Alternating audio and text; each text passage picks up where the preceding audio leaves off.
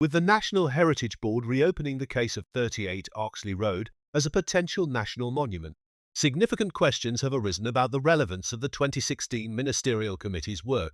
Some say even its redundancy, particularly since that committee's findings are seemingly set aside.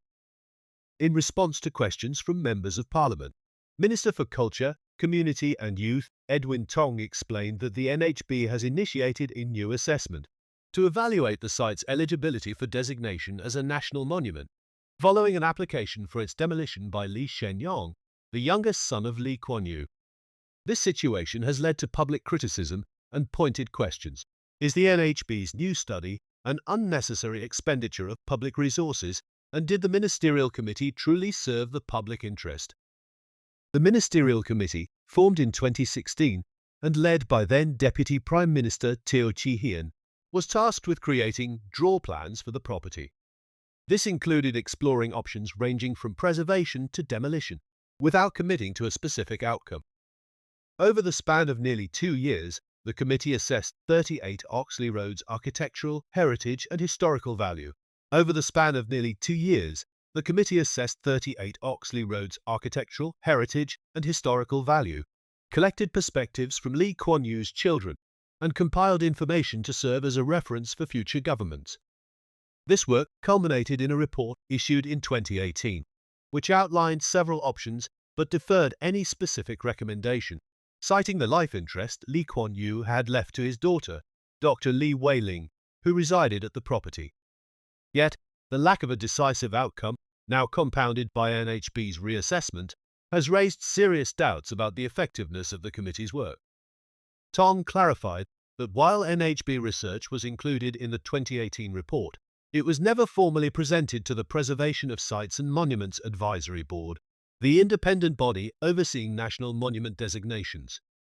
The committee opted to keep all options open, avoiding any presentation to the PSMAB or decisive recommendation.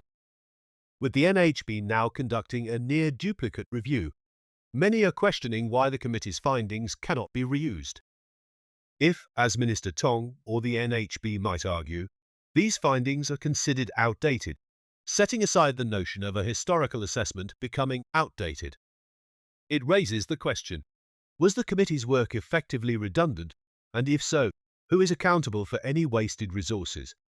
Some wonder why the government didn't simply wait for a formal demolition request or a significant change in circumstances, such as Dr. Lee choosing to leave the house or her passing, before initiating a review of 38 Oxley Road status. Under Section 12 of the Preservation of Monuments Act, 2009, a preservation order lapses if the government does not acquire the property within a year. This raises questions as to why a committee was convened before a formal demolition request or a significant change in circumstances, such as Dr. Lee leaving the house or passing. The review involved prominent cabinet members, Ministers Grace Fu, K. Shanmugam, and Lawrence Wong, all of whom managed portfolios tied to culture, law, and urban development. Convening such a high-level committee with no clear directive to make recommendations or reach a decision, only to repeat the process years later after Lee Wei-Ling's application, seems to many like an irresponsible use of public resources. With the NHB now conducting an assessment without the same level of ministerial involvement, the initial need for such senior officials seems questionable. A recent survey by Black Dot Research found that over half of Singaporeans polled support the demolition of 38 Oxley Road, aligning with Lee Kuan Yew's stated wishes. Nonetheless, it is also public knowledge that the PAP cabinet, during Lee Kuan Yew's lifetime, expressed unanimous interest in preserving the property against his will. The ongoing saga has also surfaced issues beyond just the fate of a historical property. It underscores unresolved tensions within the Lee family, particularly in light of allegations of power abuse and preferential treatment by certain state actors, which contributed to Lee Wei-Ling and his family seeking refuge overseas due to alleged state persecution. Singaporeans are left wondering, did the Ministerial Committee, which Lee Wei-Ling and Dr. Lee referred to as a secret committee, even serve a real purpose, or was it simply a way to pursue other aims?